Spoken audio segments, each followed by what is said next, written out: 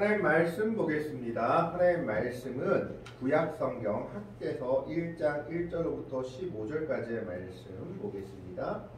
구약성경 1310쪽에 있습니다. 구약성경 1310쪽에 있는 학개서 1장 1절로부터 15절까지의 말씀을 교독을 합니다.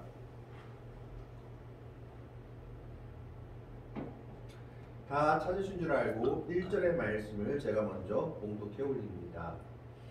다리오 왕 제2년 여섯째 달 곧 그달 초하루에 여호와의 말씀이 선지자 학개로 말미암아 스아디엘의 아들 유다 총독 스룹바벨과 여호사닥의 아들 대제사장 여호수아에게 임하니라. 이르시되 만군의 여호와가 이같이 말하였느니라. 이 백성이 말하기를 여호와의 전을 군수하시기가 이르지 아니하였다 하느니라.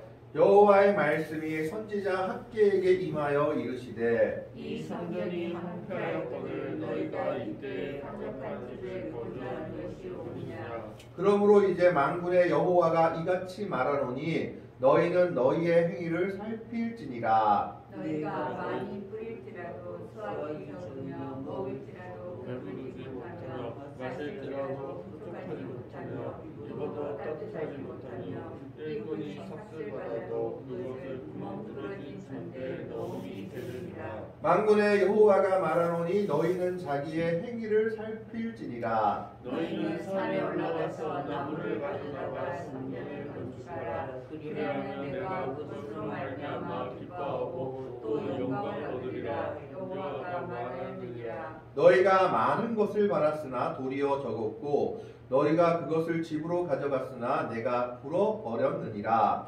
나 만군의 여호와가 말하노라. 이것이 무슨 까닭이냐. 내 집은 황폐하였으되 너희는 각각 자기의 집을 짓기 위하여 빨랐음이라.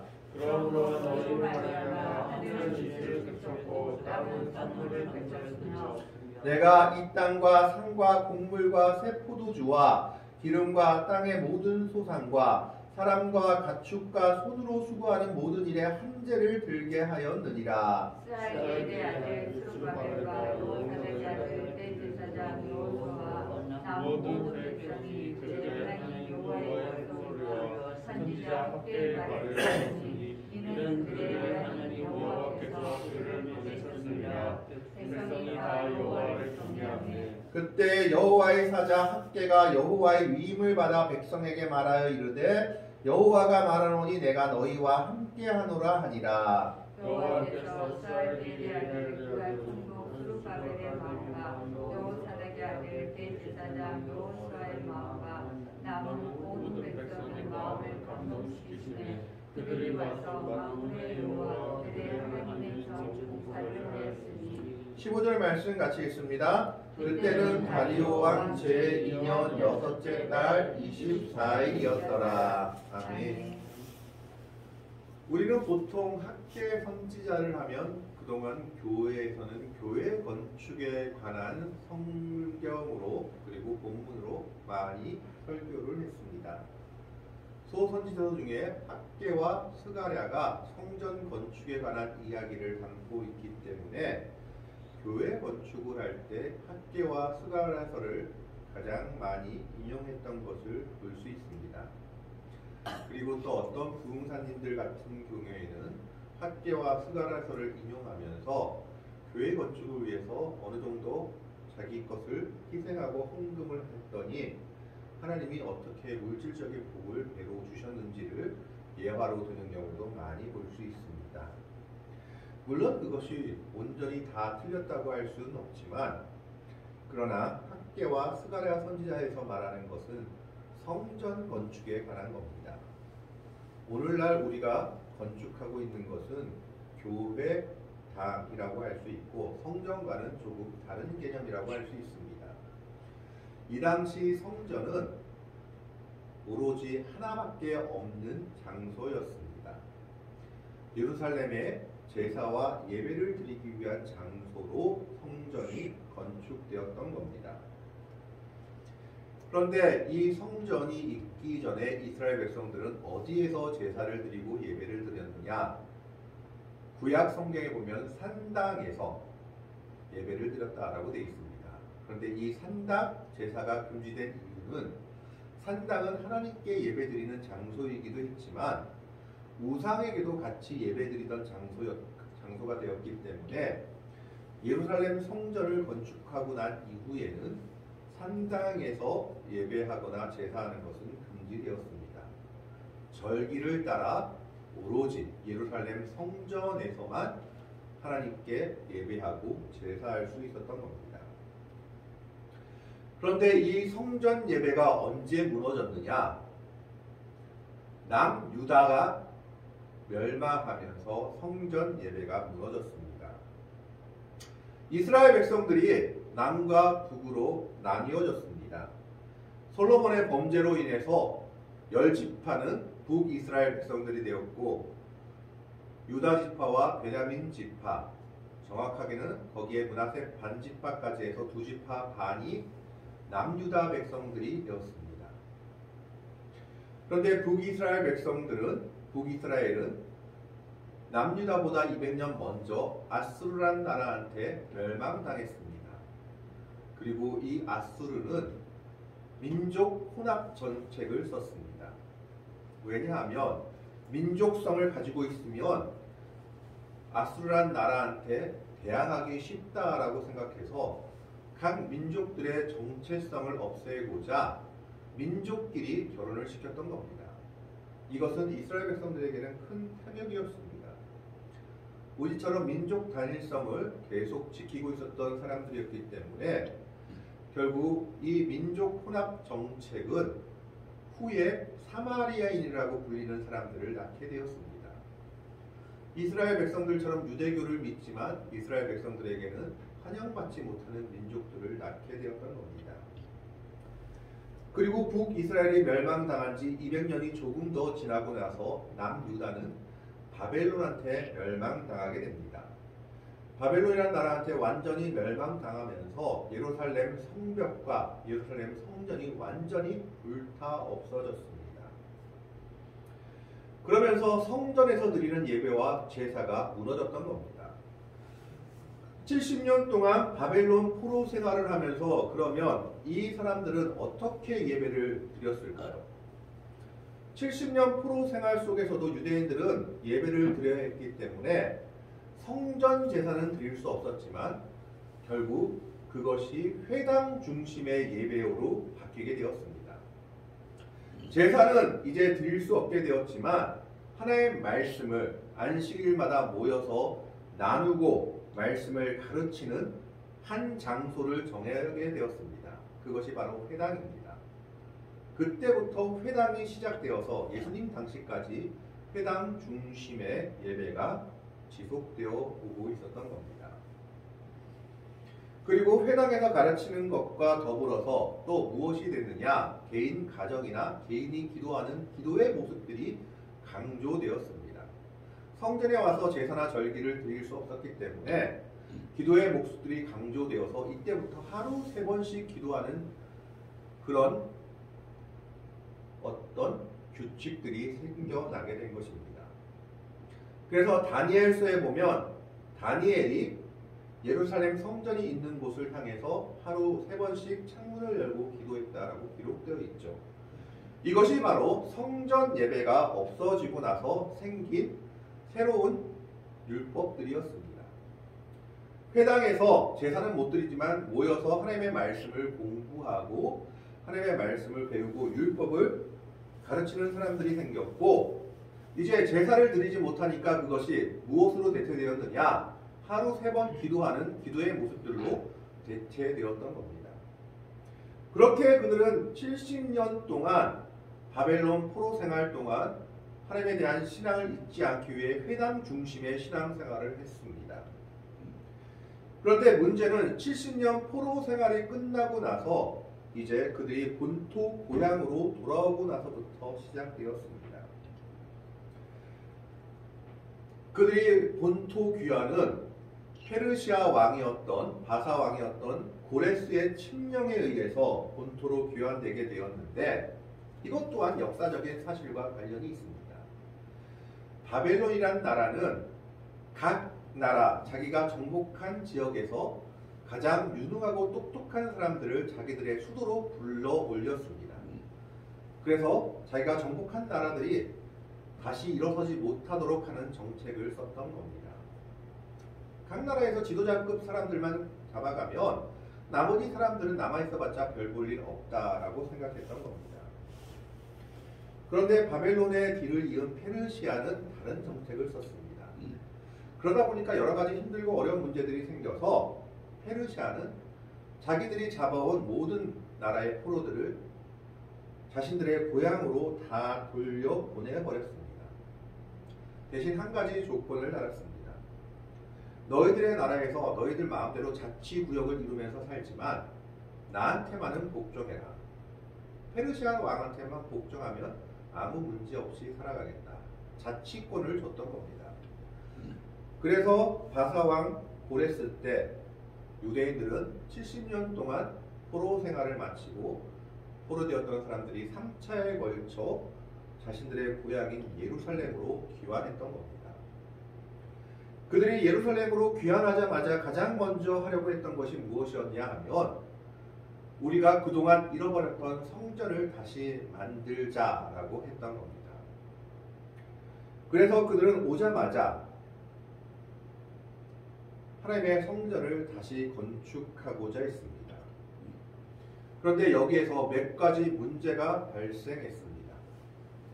첫 번째는 70년 동안 바벨론 포로로 그들이 떠나가 있는 동안 예루살렘의 주인이 바뀌었던 겁니다.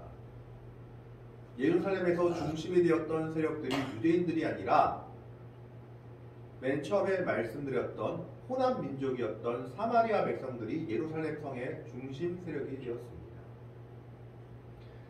그래서 돌아온 유대인들이 성전을 지으고자 하는 모습을 보고 사마리아인들도 유대인들한테 와서 우리도 그 성전 건축에 함께 해달라고 요구합니다. 한마디로 얘기하자면 자신들이 그동안 가지고 있던 지분을 빼앗기지 않기 위해 너희 성전 건축하는 것에 우리 민족의 이름도 올리겠다, 같이 하겠다라고 요청했던 겁니다. 그러나 포로로 돌아온 이스라엘 백성들은 자신들의 죄악 때문에 70년 동안 포로 생활을 했다고 여겼기 때문에 성전은 순수한 유대인의 힘만으로 지어야 된다고 생각했습니다. 그래서 사마리아 백성들, 사마리아 지도자들의 성전 건축 동참 요구를 이런지하에 거절해버립니다. 그것이 에스라서 4장에 기록되어 있습니다. 거절당한 사마리아인들은 모욕감을 느끼고 어떻게 해서든지 유대인들이 성전을 건축하는 것을 방해하려고 합니다. 한마디로 말하면 자기들의 세력을, 자기들의 주도권을 빼앗기지 않겠다라는 겁니다. 그래서 그 지역을 다스리던 총독들과 합세해서 왕에게 고발장을 보냅니다. 유대인들이 성전을 짓는 것은 종교적인 목적이 아니라 왕한테 반역하려고 성전을 짓는 것이다. 자기들의 종교를 되찾고 자기들의 나라를 되찾고자 성전을 짓는 것이다.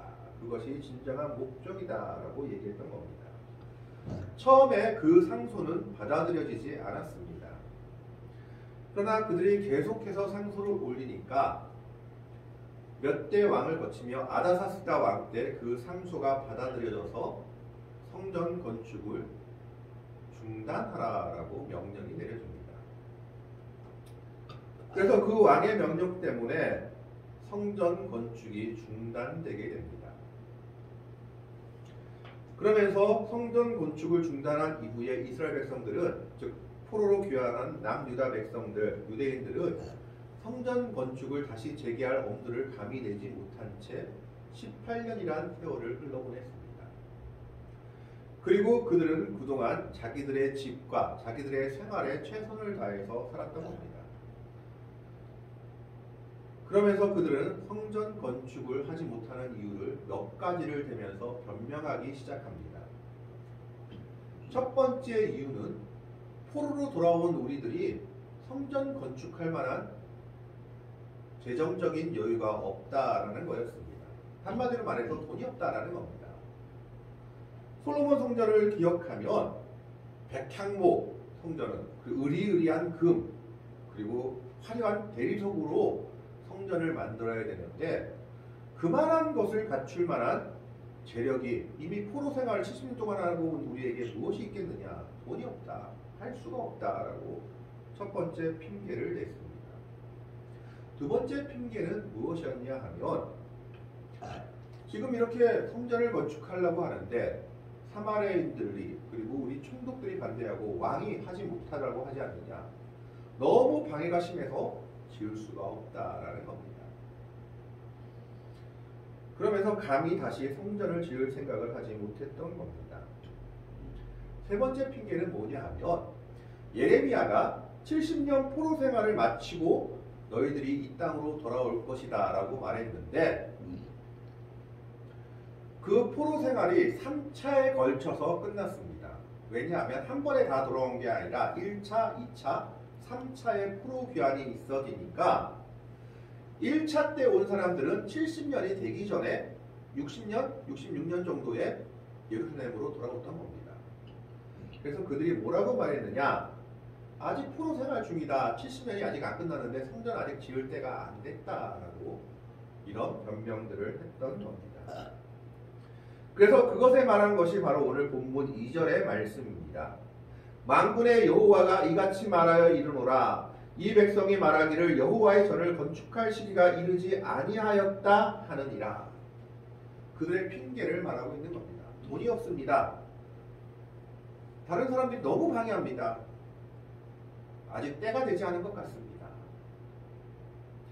이런 핑계를 대면서 그들은 성전 건축을 미뤄놨습니다.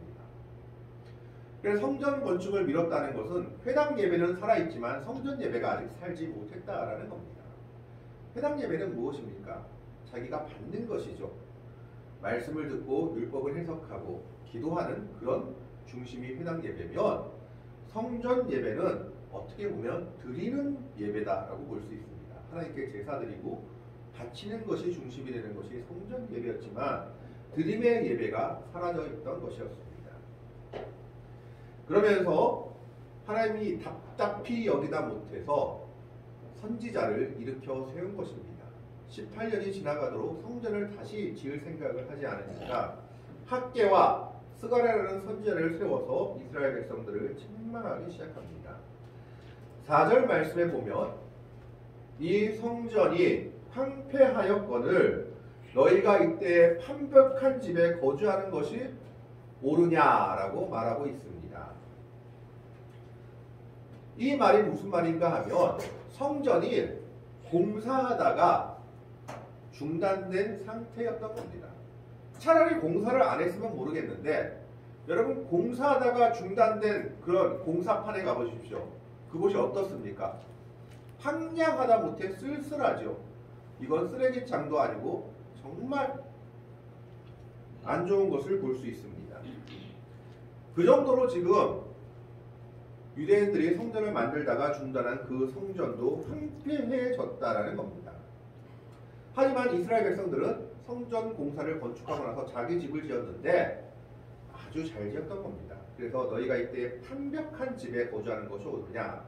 판벽한 집이라는 건 이렇게 좋은 집, 잘 만든 집에 만드는 것이 사는 것이 맞느냐라고 말하고 있는 겁니다.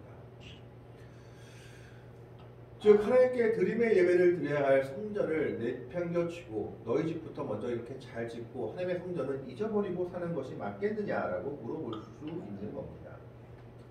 그러면서 그들의 부족에 대해서 하나님이 말씀하십니다. 6절에 보면 너희가 많이 뿌릴지라도 수확이 적으며 먹을지라도 배부르지 못하며 마실지라도 흡족하지 못하며 입어도 따뜻하지 못하며 일꾼이 싹을 받아도 그것을 구멍 뚫어진 전대에 넣음이 되느니라. 이거는 가만히 살펴보십시오. 수확이 적다는 것은 많이 못 건다는 건데 일단은요 먹을 건 먹어요.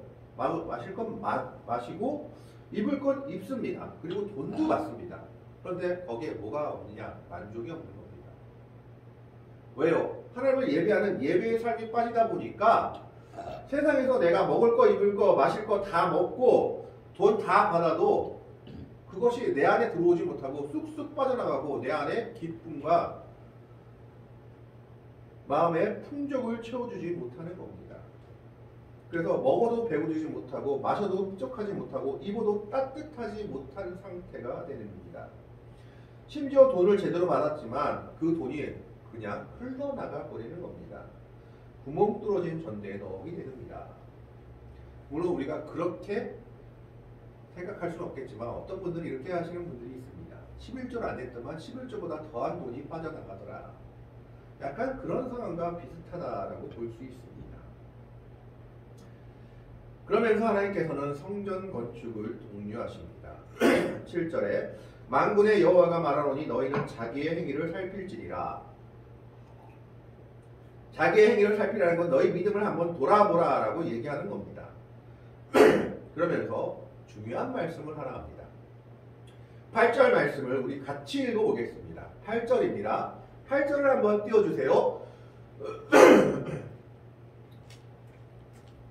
8절 말씀을 한번 같이 읽어보겠습니다. 8절 말씀을 띄워주세요. 자, 8절 말씀 같이 읽습니다. 시작. 너희는 산에 올라가서 나무를 가져다가 성전을 건축하라. 그리하면 내가 그곳으로 말미암아 기뻐하고 또 영광을 얻으리라. 여호와가 말하였느니라. 아멘. 무슨 말입니까? 이스라엘 백성들이 와서 성전 건축을 중단한 이유, 첫 번째 이유, 우리 돈이 없습니다. 화려한 백향목도 사야 되고 대리석도 사야 되고 금도 사야 되는데 그럴 만한 돈이 없습니다. 하나님이 뭐라고 얘기합니까? 내가 언제 그런 거 가지고 성전 지으라고 했느냐? 그냥 너희 뒷동네에 있는 산에 올라가서 나무 베어와. 그리고 그 나무로 성전 건축하고 길거리에 있는 돌로 성전의 벽을 쌓으면 된다라고 얘기하는 겁니다. 너희의 작은 정성 들여가지고 성전 지으면 된다라고 얘기하고 있는 거예요. 솔로몬의 예루살렘 성전 같이 살려고 생각하지 말고 너의 작은 정성으로 성전 지으면 그걸 내가 기뻐 받을 것이다. 그냥 뒷동산에 올라가서 나무를 베어다가 성전 건축하면 되지 않겠느냐? 나무는 많지 않느냐? 돌 가져와다가 성전 담 쌓으면 되지 않느냐? 성전 쌓으면 되지 않겠느냐? 돌 많지 않느냐? 하나님이 뭐라고 말씀하십니까? 그리하면 내가 그것으로 말미암아 기뻐하고 또 영광을 얻으리라. 여호와가 말하였느니라. 돈 1억 10억 내어서 기뻐하는 것이 아니라 가장 적은 정성이라도 하나님의 나라를 위해 하나님의 교회를 위해서 쓴다면 그것을 하나님이 기뻐 받으신다라는 겁니다. 성전을 위해서 대리석살 생각하고 금살 생각하고 백향목 생각하니까 돈 모자라서 안 되겠습니다. 아예 포기하는 것보다 정말 남들이 볼 때 보잘것없고 아무것도 아닌 것 같지만 뒷동산에 가서 나무 베어다가 성전 나무 하나 보태서 건축하면 된다. 그게 성전 건축이다라고 하나님이 말씀하고 있는 겁니다. 한마디로 무슨 말씀입니까? 너희가 마음이 없다라는 이야기입니다. 그러니까 가장 작은 정성이라도 성전을 건축하기 위해서 너희가 힘쓴다면 내가 그것을 기쁘게 받고 성전 건축을 이루게 할 것이다 라고 얘기하고 있습니다. 9절에 보면 너희가 많은 것을 받았으나 도리어 적었고 너희가 그것을 집으로 가져갔으나 너희가 물어버렸느니라. 만군의 여호와가 말하노라. 이것이 무슨 까닭이냐? 내 집은 황폐하였으나 너희는 각각 자기의 집을 짓기 위하여 빨갛습니다. 하나님의 것을 제쳐두고 너희 일을 먼저 하면 뭐가 더 잘 될 것 같지만 아무것도 오히려 안 되고 손에 잡히는 것 없이 빠져나갈 것이다 라고 얘기하고 있는 겁니다. 심지어 10절 11절에 보면 농사도 잘 안 된 것 같습니다. 농사하다가 농사 수확이 별로 없었고 심지어 농사와 가축의 병까지 들었습니다. 11절 말씀에 보면 모든 일에 한재를 들게 하였다. 한재라는 건 병이죠. 그러면서 이스라엘 백성들에게 하나님의 성전을 먼저 건축하라라고 학계 선지자를 통해서 권면하고 있는 겁니다. 여러분 놀라운 것은 학계 선지자가 활동한 연수가 어느 정도 되는 줄 아십니까? 몇 년도 아니고 4달입니다. 넉 달 동안 학계 선지자의 활동이 기록되어 있습니다. 그런데 하나님의 역사는 그 넉 달 동안에도 일어난 겁니다. 사람들의 마음을 움직이니까 왕이 무서워서, 대적이 무서워서, 돈이 없어서, 시간이 되지 않았다고 변명하면서 멈추었던 18년 동안 멈추어졌던 하나님의 성전 공사가 다시 이루어지게 됩니다. 12절 말씀을 봅니다. 스아디엘의 아들 스룹바벨과 여호사닥의 아들 대제사장 여호수아와 정치 지도자, 종교 지도자 이야기하고 있습니다. 남은 모든 백성이 그들의 하나님 여호와의 목소리와 선지자 학개의 말을 들었으니 그들이는 그들의 하나님 여호와께서 그를 보내셨습니다. 백성이 다 여호와를 경외하며 그들이 하나님의 말을 듣고 회개하기 시작하고 돌이키기 시작합니다. 이때 하나님께서 학개를 통해서 그들에게 소망을 주시고 힘을 주십니다. 13절 말씀을 보면 그때 여호와의 사자 학개가 여호와의 위임을 받아 백성에게 말하여 이르되 여호와가 말하노니 내가 너희와 함께하노라. 무슨 말입니까? 사람이 두려워서, 세상이 두려워서, 이웃이 두려워서 중단했던 성전 본사 다시 해라. 그러면 하나님이 너희와 함께할 것이다 라는 소망을 주시며 또 위로를 주시며 자신감을 주고 계신 겁니다. 하나님이 그들의 백이 될 것이다 라고 말하고 있습니다. 그 말을 듣자 14절 보겠습니다. 여호와께서 스아디엘의 아들 유다 총독 스룹바벨의 마음과 여호사닥의 아들 대제사장 여호사의 마음과 남은 모든 백성의 마음을 감동시키매 그들이 와서 만군의 여호와 그들의 하나님 전 공사를 하였으니 그동안 멈추었던 성전 공사가 건축되게 됩니다. 그때는 다리오 왕 제2년 6째 달 24일이었더라. 18년 동안 멈추었던 공사가 재개되기 시작합니다. 하나님의 말씀에 감동받아서 왕의 명령도 두렵지 않고 그들의 생명을 내놓으며 성전 공사를 하게 됩니다. 그래서 그 뒤에 보면 스룹바벨 성전이 완성되게 됩니다. 그 스룹바벨 성전을 보고 노인들은 울었습니다. 너무 초라해서. 솔로몬 성전과 비교하니까 너무 초라해서 울었고 젊은이들은 기뻐했습니다. 왜 기뻐했을까요? 우리들의 힘으로 성전을 지었다는 사실이 너무 즐거워서. 그래서 그날이 울음과 기쁨의 노래소리가 같이 들렸다고 에스라서에 기록되어 있습니다. 그런데 하나님은 학개 선지자를 통해서 뭐라고 얘기했냐면 이전의 나중 영광이 이전 영광보다 클 것이다 라고 말하면서 하나님의 성전이 지어진 것을 기뻐했습니다. 여러분 놀라운 사실은요, 이스라엘 백성들에게 성전이 3번 있었습니다. 솔로몬 성전 7년 동안 지어졌죠. 화려하게 다윗이 준비해놓은 예물로 200년을 채 못 갔습니다. 200년 조금 넘게 갔겠군요. 그 다음 성전이 헤롯 성전입니다. 예수님 시대 때 헤롯이 유대인들의 마음을 얻고자 지은 성전. 무슨 말이냐면 헤롯이 유대인이 아니고 에돔 사람인데 로마 황제한테 아부를 잘해서 유대인의 왕이 되었습니다. 그래서 유대인들의 마음을 얻기 위해서 성전 공사를 아주 크게 했던 겁니다. 성전을 다시 지어줄게. 그래서 예수님 시대 때 보면 46년 동안 성전을 지었다라고 기록되어 있죠. 공사가 끝난 게 아닙니다. 그래서 헤롯 성전은 70년 만에 완공되었는데 완공되고 나서 1년 뒤에 로마에 의해서 완전히 무너져버린 게 헤롯 성전입니다. 그것이 3번째 성전이었습니다. 2번째 성전이 오늘 본문에 나오는 스룹바벨 성전, 학개 선지자가 격리해서 지은 성전 스룹바벨 성전입니다. 그런데 이 세 성전 중에 가장 보잘것없었던 스룹바벨 성전이 가장 오래 갑니다. 500년 이상을 존속한 것이 스룹바벨 성전이었습니다. 하나님의 집을 짓는 것은 돈으로 그리고 재물과 권력으로 하는 것도 아니다라는 것을 보여줍니다. 재물과 권력으로 하나님의 성전을 막고자 했지만 하나님께서 학개 선지자를 통해서 뭐라고 말씀하십니까? 산에 올라가서 나무를 가져다가 성전 건축하면 된다라고 말하고 있는 겁니다. 그렇게 되면 너희의 적은 정속으로 하나님의 전이 완성될 것이다. 그리고 그 성전은 하나님의 영광이 될 것이다 라고 말하고 있습니다. 오늘 우리도 하나님의 교회를 위해서 크고 놀라운 것을 하나님이 바라고 계신 것이 아닙니다. 금을 가져오라, 큰 권세를 가져오라 라고 말하지 않습니다. 뒷동산에 가서 나무 가져다가 베어서 건축하는데 보태라 라고 얘기하고 있는 겁니다. 우리의 적은 정성이, 우리의 적은 관심 하나가 하나님의 교회를 일으켜 세울 수 있다라는 것을 보여주는 말씀입니다.